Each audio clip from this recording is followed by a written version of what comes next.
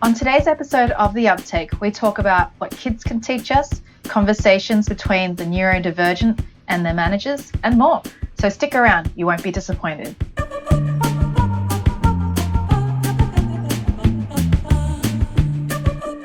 Welcome to The Uptake. This is a new show about all things tech and community. I'm your host, Anna Chu. I'll introduce you to people all over the world covering topics in the world of tech, as well as uncover personal journeys of professional learning, development, and community building. We're going to discover and figure out together the answer to the question, what is community? In my day job, my team runs the Microsoft Tech community, and I lead all things community for Microsoft Ignite and Microsoft Ignite Tour, both really great event series that hopefully you should have heard of. But I want to do this podcast to help connect you with the people, the actual people in the community. If you've ever helped someone with a question, learned something new, or shared something you've discovered in tech, well, guess what? You've actually part of a community.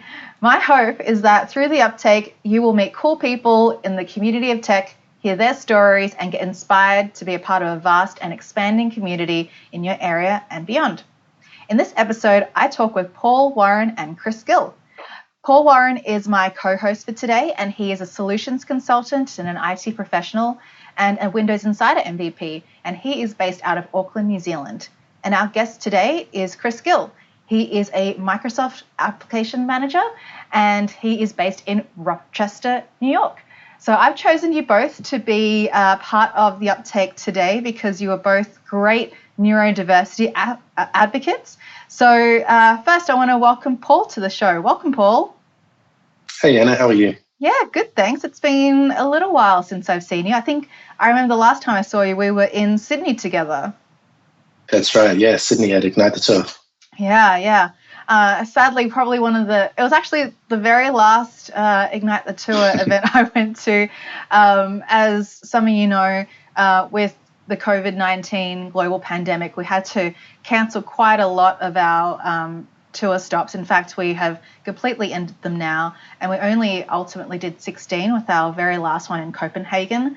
But we're very excited to figure out what our next iteration is going to be, because it's all going to be digital. So we're going to figure this one out together. So I'm really excited to see how we could involve you, Paul, as part of the community as well. But tell me, what did you like as part of Microsoft Ignite the Tour in Sydney?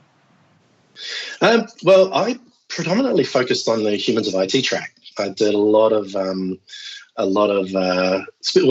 time around people like Donna Sakar and Shauna, who runs the humans of IT community. Mm-hmm. And we did a really fun talk on the imposter syndrome banishing spell, mm-hmm. and with Donna, and also did a co-spoke with Vivek from the Windows Insider team on some Windows Insider on how to run Windows Insider in your organization. So it was a lot of fun.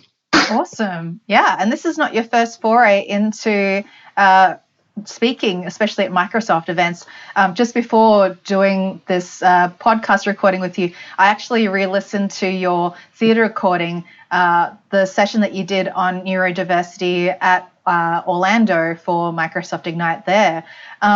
So one of the things I know about you is, especially from that session, and I'll definitely include in the show notes a link to that recording, the most important thing to describe you as is that you're a proud dad of 2 kids. So do you mind telling us about them and what they've taught you? Yeah, sure. So I've got 2 kids, 11 and 16. Quite a bit of a handful. I'm a single dad who has 100% of the care of them full time. And my oldest, Liam, he is neurodiverse. He was diagnosed around 4.5 years old with Asperger's syndrome. And my youngest, Athana, she is transitioning to female with she's transgender. So it's a really interesting and unique experience in a way. It's been very challenging, but a lot of fun as well. Yeah. And they've really opened my eyes to how different people can be and how diverse humanity is. So it's really helped enhance me as a IT professional to get an understanding of people, really, so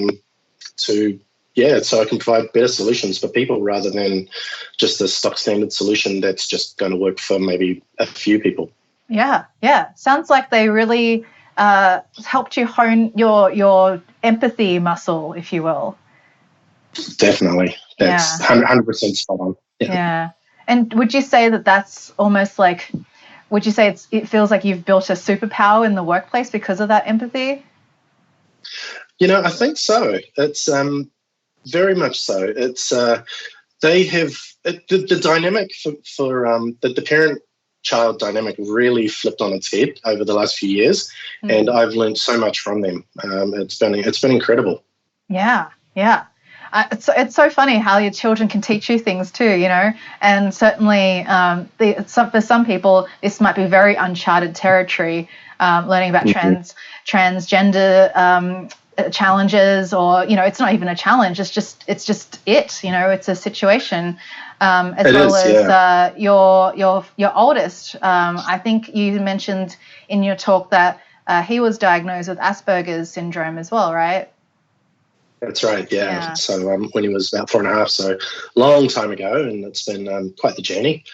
But they're really amazing kids, and I mean, it goes without saying, I'm a very, very proud father. So they're amazing. That's so cool. I really hope I get to meet them one day in person. Yeah, I think this is one of the beauties of community, is that you get to really know people as people, as opposed to just your work persona or a professional persona. Getting to know the whole person, and inviting them into your own personal life too, which is really what we kind of need right now, human to human connection, especially as I'm talking to you over the interwebs. So let's bring in our guest for today, Chris Gill. So Chris, you have taught us a lot through some of the challenges that you've put yourself in, especially one that our mutual friend Donna Sarkar put you on.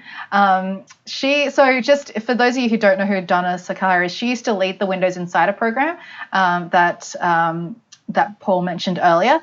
But did you share a stage with Donna, Chris, at the most recent Microsoft Ignite event? Yes, I did, and we actually have an intersection with Paul as well. I had sat the intersectionality, neurodiversity is a superpower session. It was a pre-day session. We, as my least initial introduction to Donna was merely over Twitter. To be honest, she had reached out, looking for people that were at least willing to, at the time, talk about their neurodiversities in public. I had, up to that point, had never done that before. So it was something that I thought, maybe I could, at least show a little bit of vulnerability, take that step, and just, kind of share something that I think I had that was valuable to other people in the community. Yeah. In fact, she kind of voluntold you to do something, right? Yes.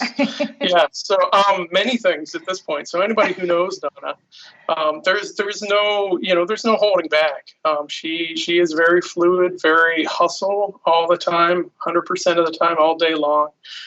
She had challenged myself to come back, and so let me take one step back. Before Ignite, I had started sharing 40 tips. So 40 days up to Ignite, I had shared 40 different tips about how to familiarize yourself. If you've never been to Ignite before, here's some tips and tricks, things to do, take with you, be prepared for, things of that nature. Coming out of Ignite, I was challenged by both Donna and Sarah Haggard, who runs the Tribute the Tribute application, and both of them had suggested that I take that same approach to sharing a little more personal side with neurodiversity, my own stories, kind of building my own community, building how I've, managed to kind of handle my family, handle my work, just be me. So that was a fun little challenge. Very early on, I wasn't quite sure how to deliver the information. Within that first 7, 8 days, I'd found that, it was more valuable to really kind of come across as this is how my day went. These are the struggles that I had today, not, any carryover from yesterday, but what I've been dealing with today, maybe in relationship to my kids, my work, you name it. It was a blast. It was a lot of tough work. It was kind of eye-opening, to be honest, at times. Just sharing that, different pieces of my own self was interesting. It was really eye-opening. So I read through all 40 tweets, and they definitely spanned a whole gamut of emotions, that's for sure. And also self-realization too. Like, I noticed as the 40 tweets progressed, like, you were starting to do a lot of self-discovery. Would you say that's correct? Yes, I would absolutely agree. I'd found that really, truly, at the beginning, I thought, I'd struggled with really, truly figuring out what to share. I'd taken to OneNote, just did a brain dump on, 50, 60 items that I could talk about. And I'd found, again, that first maybe 10, 15 days, I had actually dumped that list and just said, what, just run with it. Just be a little more free, let your guard down, just open up, be me. So. Yeah, this makes me think about you as well, Paul, because sharing some of these stories that are so personal, it is very vulnerable, and not everyone feels prepared to do that. Like, do you have any advice for people who are venturing into this, brave new world for the first time? For me, it was really about being authentic. Trying to, you've got to focus on the authenticity of your story. You will come across as quite a fraud if you're not very authentic. So, yeah, it's you have to be brave as well. So, it's one of those. Yeah, being brave and being authentic. I honestly thought, hey, who wants to hear any of these stories? And I guess having a really good advocate and someone like Donna, she pushes you out of your comfort zone very easily, and she's really great in being able to kind of help guide you, and you feel safe doing that. Yeah. Yeah. To be honest, right before we got on the stage at Ignite, and as I found out with Donna very, very quickly, that it's more one of those, why did you wait this long, or why aren't you doing this, or there's a lot of more around the lines of like just do, just go and do the thing. And I know she uses that a lot, but it was really truly just let your guard down and do whatever it is. If you haven't done it before, do it. I had never spoke, at least to that big of a group before. We're talking maybe 360, 380 people in that room. That was huge. As soon as I got on the stage, I think Paul and I were maybe ready to run before we got on the stage. Once we were on the stage, this is easy. Mic drop, let's go. Let's get it done. And we had fun. We had so much fun with it. I remember coming off the stage, and I was nervous. I know others were too. I remember Donna coming up to me, and I don't want to say the exact quote, but she kind of punched me in the shoulder and just said, "Well, I told you so." So in not so few words, but yeah, it was a great experience, and it hasn't stopped. I mean, that really truly her approach to things, I think a lot of us are starting to really embrace. And I myself have kind of taken that and run in my own community, within my own organization, whether it's a volunteer for my son, for different Lego leagues or things of that nature, to like even a mental health and well-being committee at work. It's just, we've kind of taken that approach. I've taken what I've learned from her and from Paul and others, and kind of brought that into other areas that we just need that type of assistance, that type of nudge to move forward and get better. So, yeah, And so I realized that as we've been doing this recording, I probably didn't give you, Chris, an ample time to really introduce yourself. And we kind of just got straight into it. But if you don't mind, it'd be really great for our listeners to kind of get a little bit of an understanding of, how you even got to that stage and at Microsoft Ignite. And what was it about your experience that, kind of made you sort of that neurodiversity advocate at Microsoft Ignite? Yeah, that's a great question. Thank you. So again, it all started pretty much with a tweet. I don't know, it was one night I was scrolling as I normally do, just to try and calm myself. I saw a tweet from Donna saying, looking for neurodiversity advocates that are willing to talk about whatever neurodiversities they have. For myself, I struggle with anxiety, struggle with, I wouldn't say struggle, but I have ADHD. Pros and cons, we all somewhat know the pros and cons of ADHD, but I figured for me, I have a good amount of experience with it. I've been living with it for 41 years. I could bring that to the community and share what at least I know helps me manage day to day. I'm really curious about, your journey, especially as you discovered you had ADHD. I'm actually learning a lot of people in our community have different neurodiverse things. Certainly others who have ADHD or have been diagnosed with Asperger's. And I'm really curious, how has that actually helped you sort of recognize other people in the community? What's been the reaction when you tell people your story? Do people come up to you and say, hey, I'm also going through that too? Yeah, great question. So one of the things I learned in this past year was coming back from Ignite and sharing. Even my coworkers had come and would either drop me an instant message, quick phone call, an email, just asking if I could have a quick discussion with them.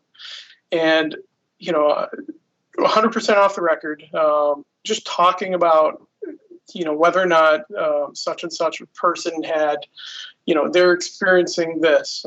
Is it an anxiety-related thing? They're experiencing this situation. They can't focus. They, are struggling with the way that their workspace is set up. Do they have ADHD? Things of that nature.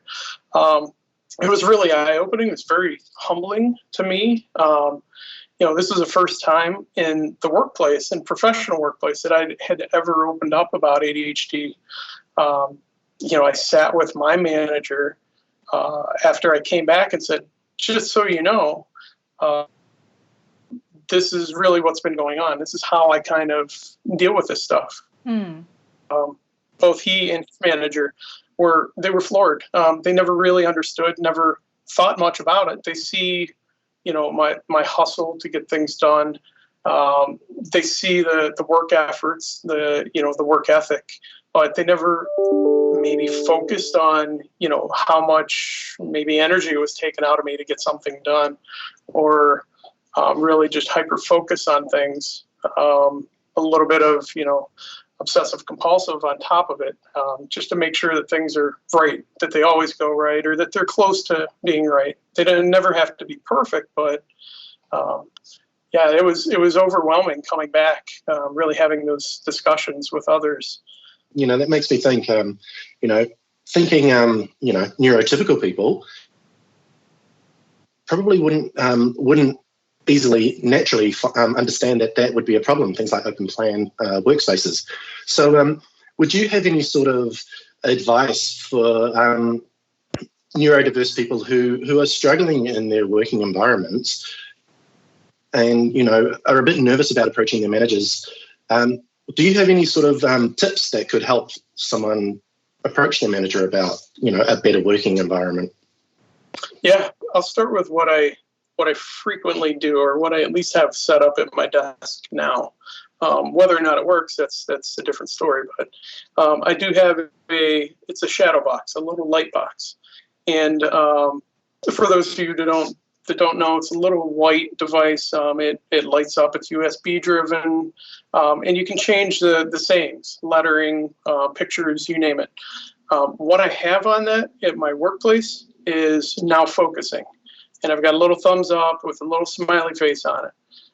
If I need that deep focus, something that I'm working on, that I want to make sure I don't get interrupted, I'll turn that on. It's been working pretty well. I wish it worked for everybody, but but yeah, in all honesty, I work almost in a hallway. It's very open. I've got a glass divider in front of me, but again, it's very frequent that people are coming to my desk, and rightfully so. I really enjoy that engaging conversation. I want to help people. I constantly have a line at my desk, almost like a take a number approach. But that aside, having those conversations, I'm still struggling a little bit. I have mentioned to my management team, part of the mental health and well-being committee. We're starting to work through that. We've got a lot of people on our floor, on our 4th floor in Rochester. It would be nice to see a couple of, different areas, different quiet areas that just allow that focused effort, maybe a quick phone call, things of that nature. We're working on it, but I've still found that at times it is hard to have that conversation, but you kind of need to put yourself in that situation to be vulnerable and have that conversation with your manager to say, this isn't working for me right now. I either hear other conversations, I'm being disrupted by others. I need to get up and move, things of that nature. They've been pretty accommodating, for sure. That's really awesome that you have, a really supportive work environment, especially with your management too, to even feel comfortable to say, hey, like this is how I work and this is kind of what I need. One thing that in conversations I've had about people, not necessarily about neurodiversity, but certainly in the same vein, there's an element of having to advocate for yourself in order to enable change for either yourself and even maybe generally your workspace and even your community, right? Like if you don't really, and part of that actually comes with vulnerability. So it does require you to, freely express that, hey, like I actually have ADHD. I have, challenges with work that can be impacted by my commitments to my family, as an example. But in order for you to enact any change, you really need to be able to express, like, this is what's happening in my life, and I'd really like to see what we can do to better support that. Like, is that something that you feel that you had to do for yourself, Chris? Yeah, that's also a great question, a great segue into, so again, I have 2 kids here at home. My son, ADHD, a little bit of anxiety. My daughter is showing some signs of anxiety. Of course, now with this COVID pandemic, things have gotten a little more complicated with everyone. But yeah, with the 2 of them, it's interesting that I think about it this way. They've kind of inspired me to get a little more out of my comfort zone, not only to learn from others, but, to try and, put them in a position where they can be successful and deal with their own neurodiversities moving forward. It's interesting that over these past few months, I don't know that I've paid much attention, to be honest. I've always been so hyper-focused on with myself and, how I react to things, and how others are reacting to me. But I've paid more attention now, and I've noticed that, picked up on things that, I can kind of teach them and teach others to just manage with certain things, certain situations, the uncomfortable discussions that we were talking about, just finding that comfort zone is huge. That's really interesting, Chris, because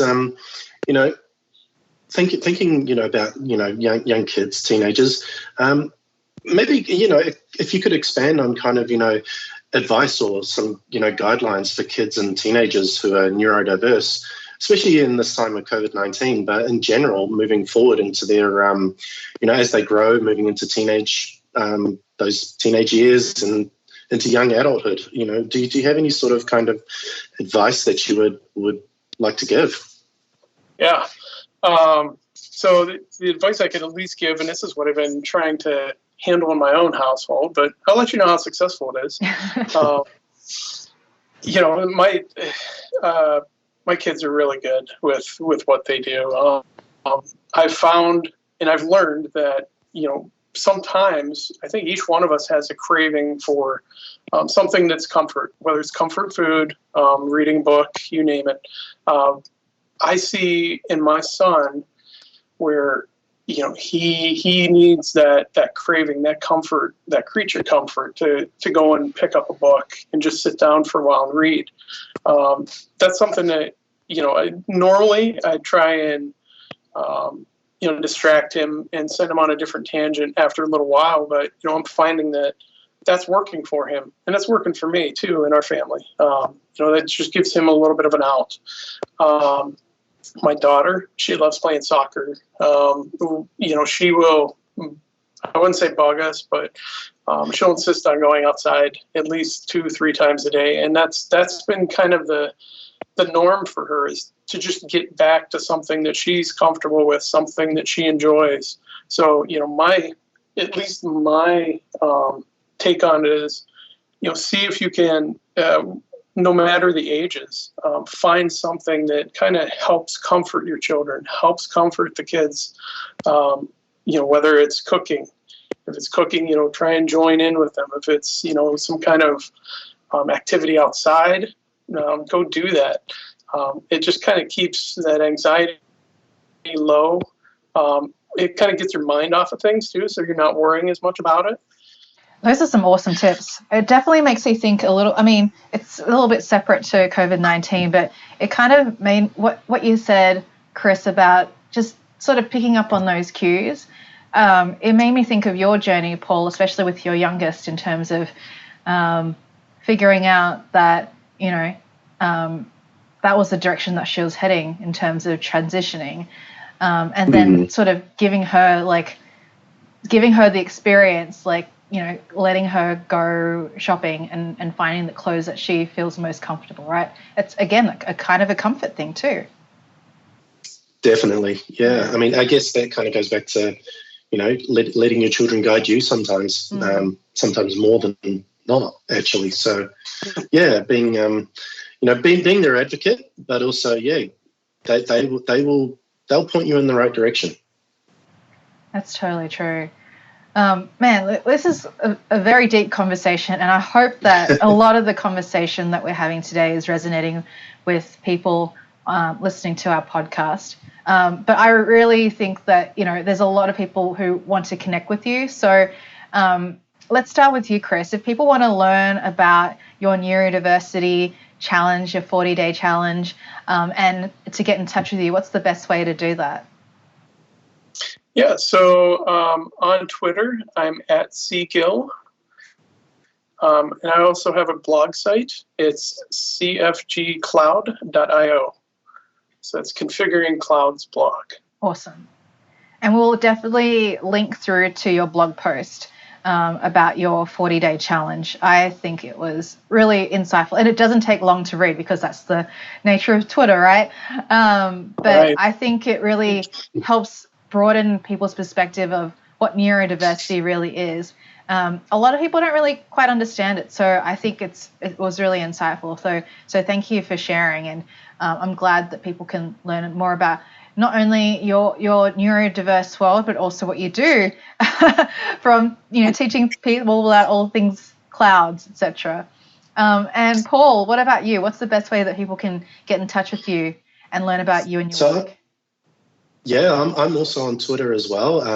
I chose a Twitter handle back in 2009 when I was a stay-at-home dad, so it's a weird one. But it's the new number 2 at the new number 2, and because of that and everything else that I've done over the last few years, I'm also do a couple of blogs at thenewNumber2.com. So that's where I normally live on the internet. Nice.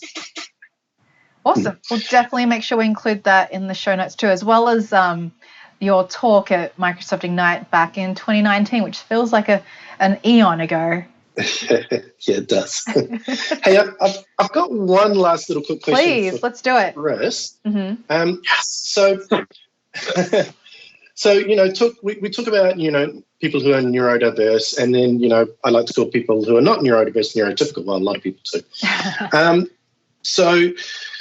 There is this kind of fear of causing offense that can come into things these days. And I just want to kind of ask Chris, hey, for neurotypicals who are either curious or really want to know more and kind of are a bit anxious about approaching a neurodiverse person, what sort of advice would you give them on how to approach a neurodiverse person to know more, but without the worry of causing any sort of offense?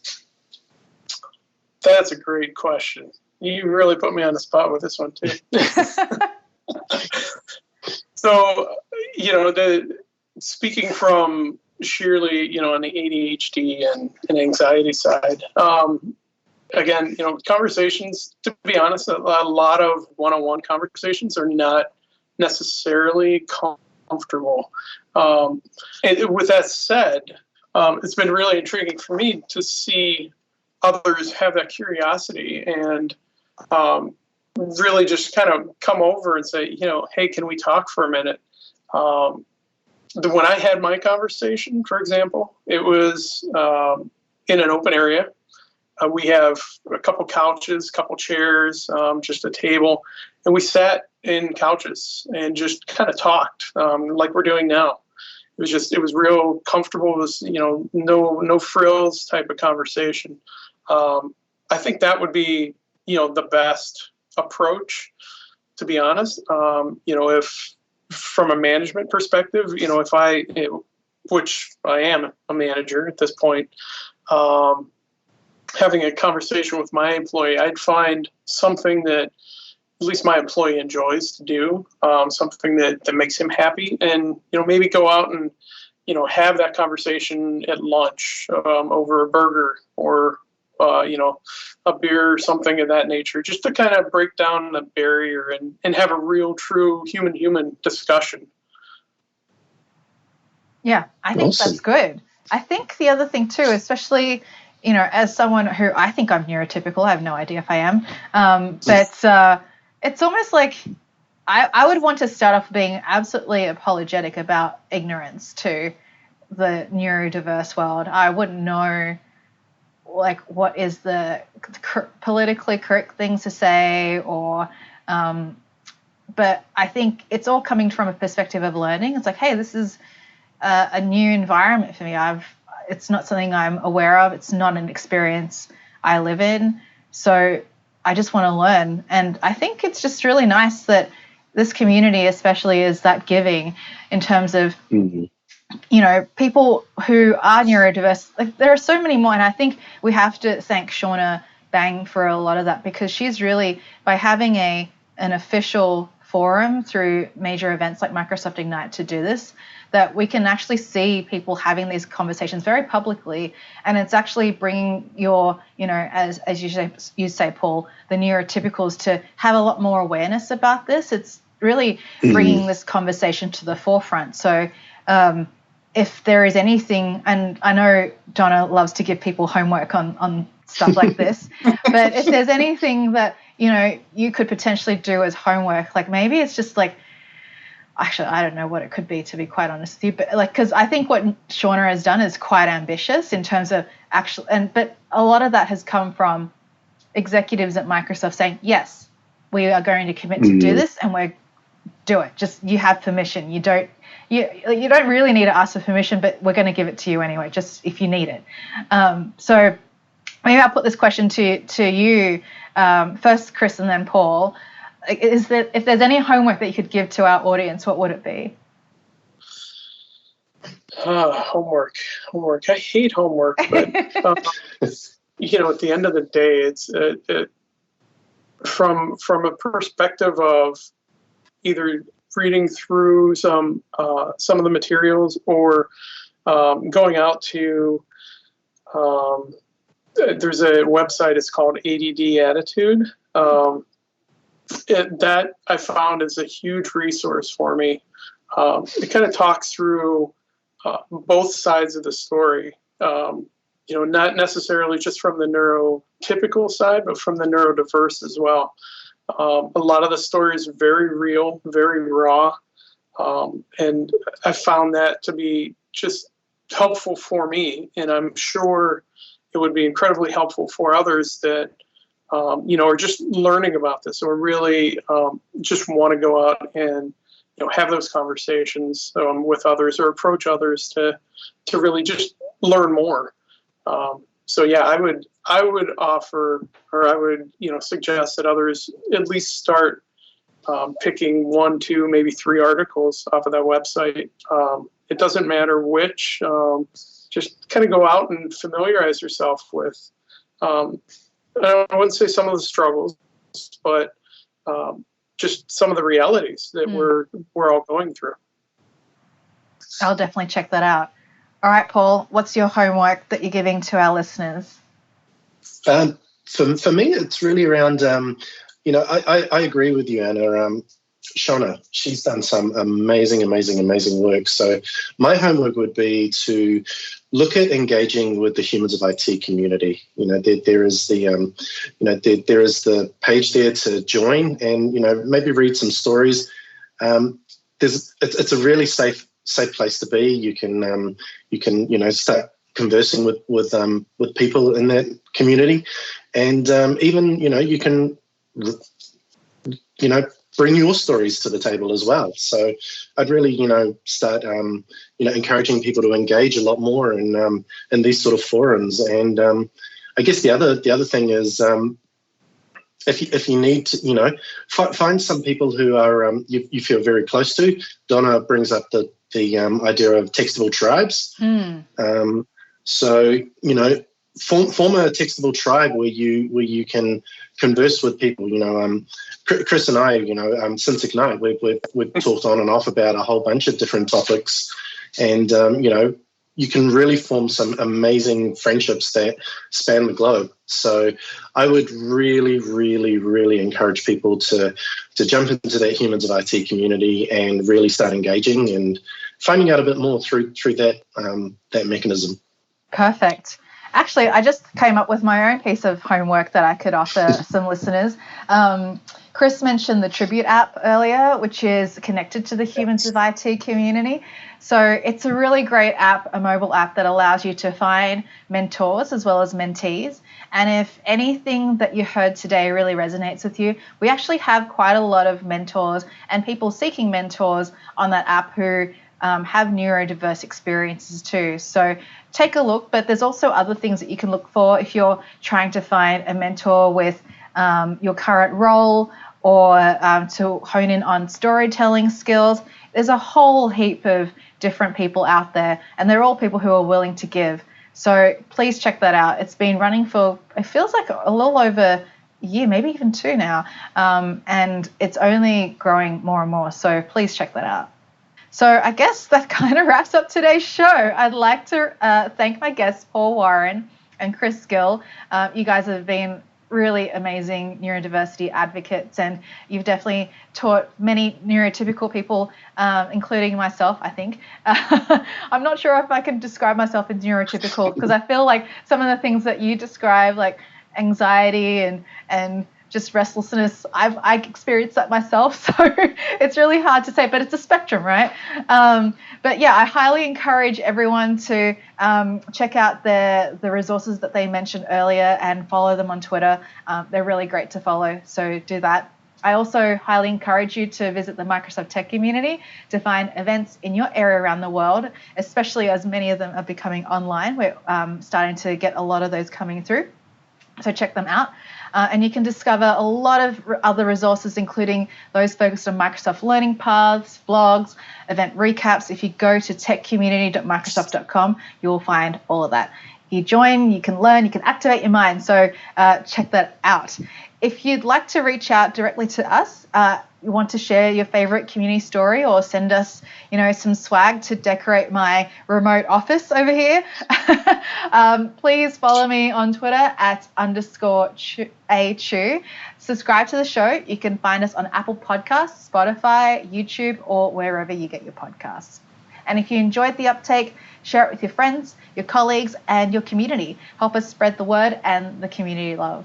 On behalf of the Microsoft Tech community, I'd like to thank you for spending some time with us today. I'm Anna Chu, and I'll see you next time. Bye for now.